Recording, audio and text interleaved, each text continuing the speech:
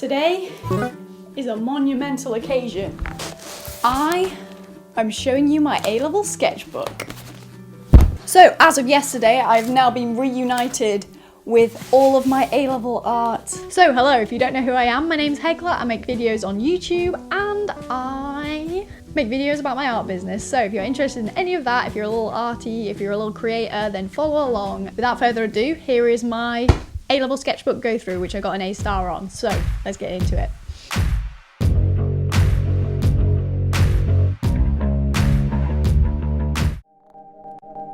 What is up, my dudes? It is Editing Helen here, and no, I am not wearing these sunglasses to cover up my massive eye bags. How dare you insinuate that? So this video basically started off with just me showing you through my sketchbook when I was 17. It quickly became a more emotional story of my entire project. Not my intention for this video to become an emotional roller coaster, but hey, I guess it makes the video more interesting. So just a heads up, that is gonna happen at some point. As you will see in this video, I am shocked that I got an A star.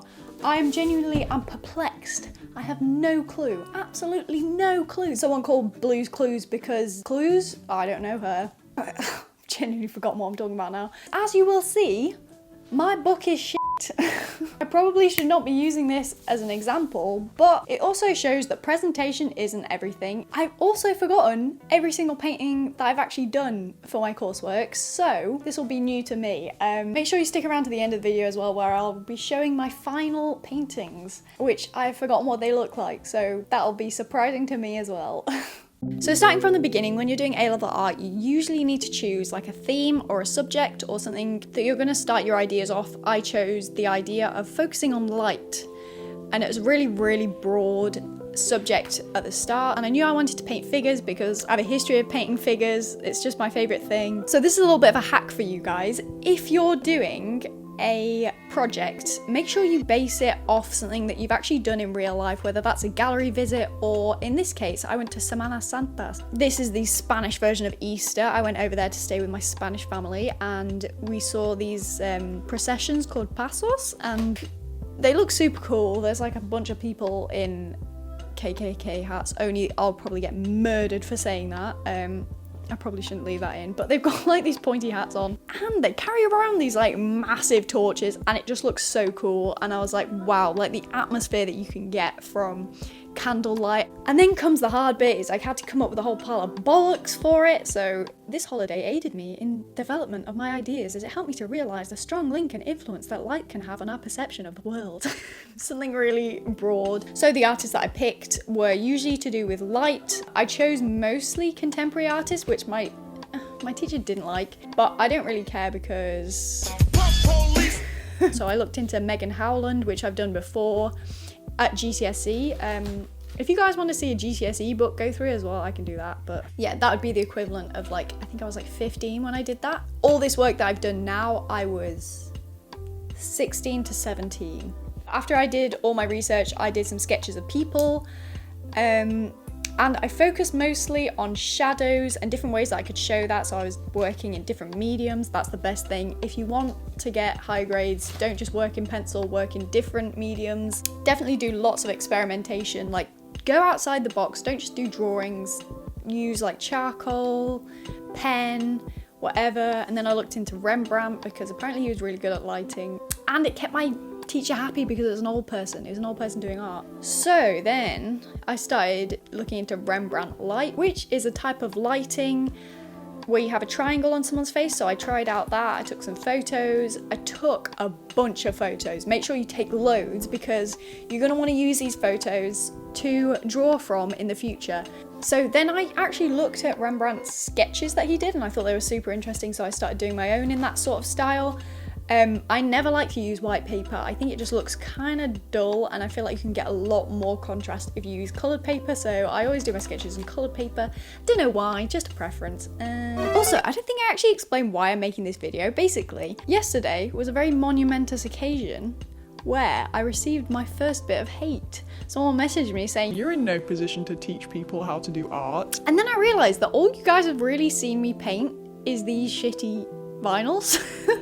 Like, I kind of forgot the fact that people have never seen my actual paintings. So this is just like showing you guys what I actually do as an artist. Then I found the artist Michael Malm, and whenever I'm analysing artists, I always like to do them in short paragraphs. I don't like to just do one big boring piece of writing. I like to do short little paragraphs on things specifically.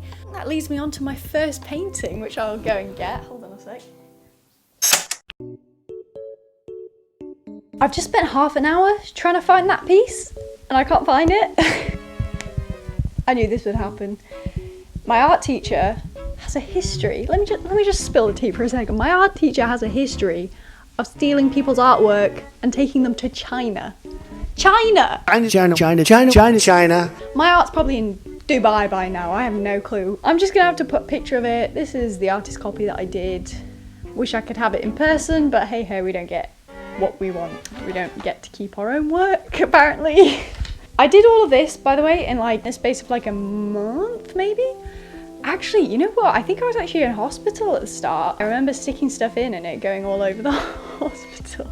Anyway, that's a whole nother story. I literally only had like 2 friends who actually agreed to do photo shoots. The rest of them would not want to be in a photo shoot.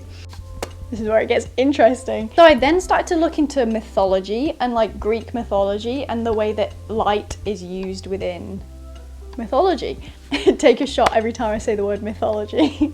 So I was really interested in the idea of creating paintings that represented like mythological stories. I looked into Phoenix, like the mythical bird, Athena, Loki, Persephone and Hades, Icarus, Prometheus, grandmother spider. Have you ever heard of her? No, but she was like the origins of fire.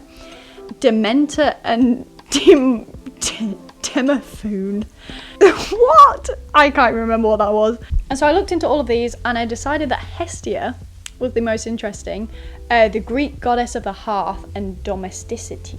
And I just described like how she was, who she would be like. And then I considered all the different things that I could put into a painting which would represent her as a person. And so I thought about the placement and the position, the lighting, the figure, the expression, different symbolism. So like the chastity tree? Chastity? I'm gonna get so roasted for that. I don't know how to pronounce it. And it's like a small shrub which was supposed to like reduce sexual desire. Who would have thought it? But anyway, she was supposed to be a virgin, so I put that in there. And then I thought about including like Ouroboros. Why do I always pick the things that are hardest to pronounce? It's like a snake that's eating itself, basically. Mood. And it's like supposed to symbolize infinity. Then I took some photos using lighting, and then I did some sketches of different hearths, just because like you just gotta keep sketching, showing that you can sketch basically. And then I did some sketches using strong lighting of like models. My art teacher really hated these, but whatever, I enjoyed doing them. I did lots of those actually. Oh my god. I had some spare time whilst I was in the hospital, and so I did Suchitra Bossel. Again with the pronunciation. Oh my god, I'm actually awful. And so I did this in oil pastels because I had nothing else to do it with. And then, okay, I know I have this painting. So this is the first painting that I did. Okay, so this was the first painting that I did that was not an artist copy. So, I don't know, I'm not really that happy with it, to be honest. I think it's a little bit shit. But yeah, I'm not really that happy with the face, but as you can see, I put like these little gold bits over here to like show that there's like light coming from over here because she's supposed to be the goddess of the hearth. I've got like a lovely little painted hearth behind her. She's dressed in like virgin clothes. As all virgins wear, clearly. And then I started planning my composition. Yeah, literally most of my book is just planning compositions, throwing in a bit of research, looked into Mucha and Duccio. I know I'm saying it wrong. Douche.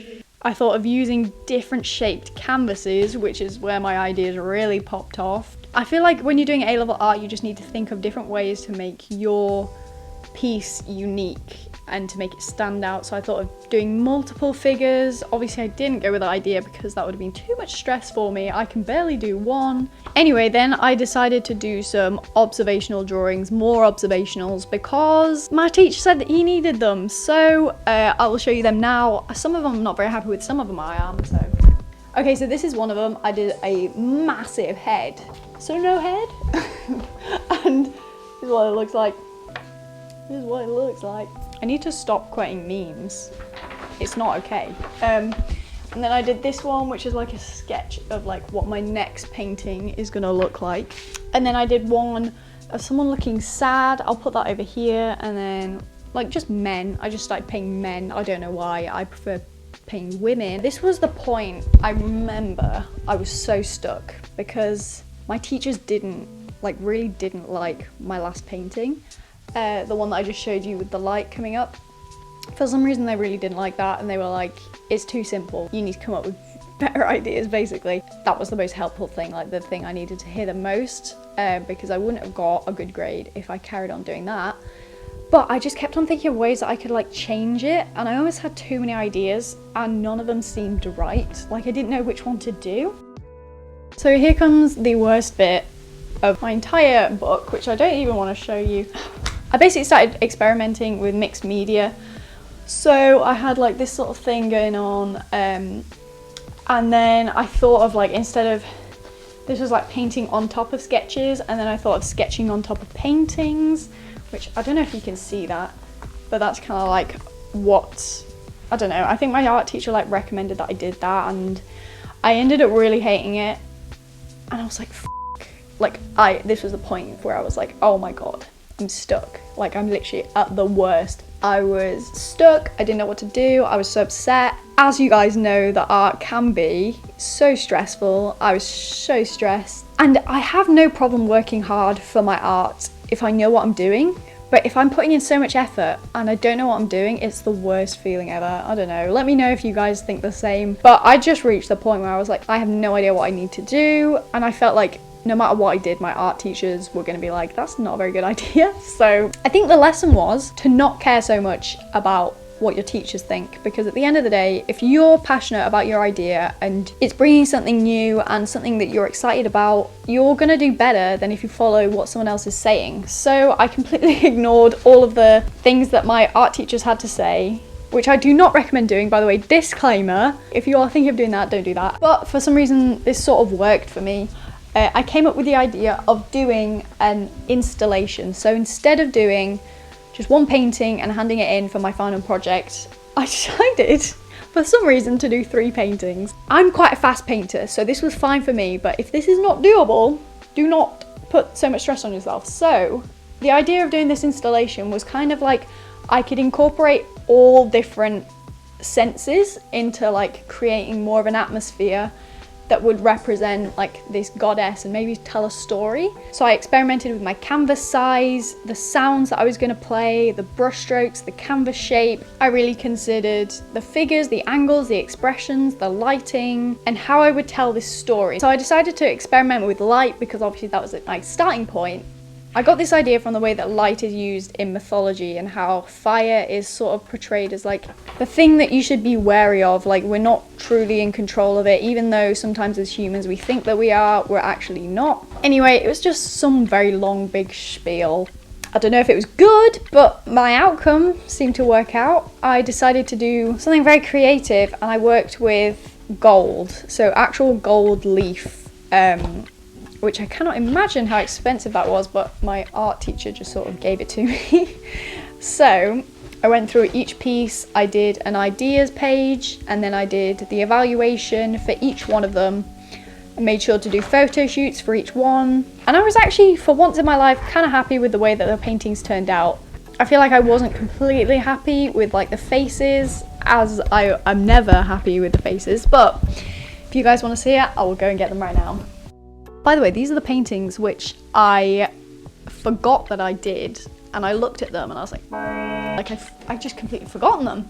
So this was the first one. It's huge. It's literally the size of me.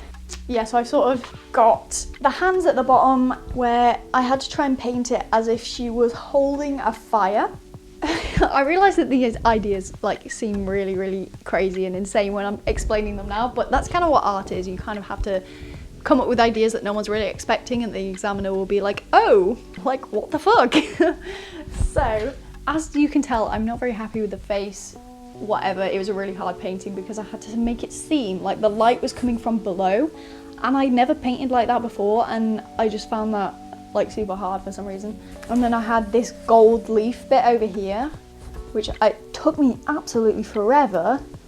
I had to stick like individual pieces of gold leaf onto this painting. So after I'd done with that, this was all done, by the way, in the space of like a few weeks. So this was like the most stressful few weeks of my entire life. So the second piece that I decided to do was this one, and it's again in the same shape because it's meant to be like a triptych, I think that's how you pronounce it. And again, it's life size. There is my friend pretending to be Hestia looking in the mirror, but her mirror image is sort of reflecting a different reflection to her face. She's kind of like concerned. The idea of this is meant to be like the fire is getting out of control, and she's a little bit stressing out, as you would be if your house was on fire, which is what I'm trying to like portray in this. Yeah, I remember this one was the hardest to come up with the idea because I just had no idea like what to do really. But yeah, I'm sort of happy with how it came out. I had to do 2 lots of faces, which was super hard. Stressed me out a lot, but yeah, that's how it turned out. I'm happy with that face. I'm not really happy with this one. I love the way I'm using the microphone to point. So what do you think? Very interesting. And then the last piece, which is the one which I'm probably the most happy with. I think it just turned out like super cool. Even if it's not that much of a good painting, I like the idea behind it. So I decided to have her like in some fire, and like she's lost control of the fire. Oh no, that is the end of the story. She thought she was in control of the fire. No, it set fire to her house and now she's dead, she's dying. So this is what my final piece looked like. I really enjoyed doing like these shadows over here, felt those details were quite fun. I wanted to do like a motion blur on her face. I'm not really sure if that really worked, but I don't know, it was fun to do. So yeah, I honestly believe doesn't matter how much of a good painter you are, because clearly I'm not the best painter. Like a lot of my paintings I wasn't actually very happy with, but I handed them in anyway, and hey, you know, I got an alright grade. So I think it was mostly to do with the ideas and how I sort of stretched the ideas.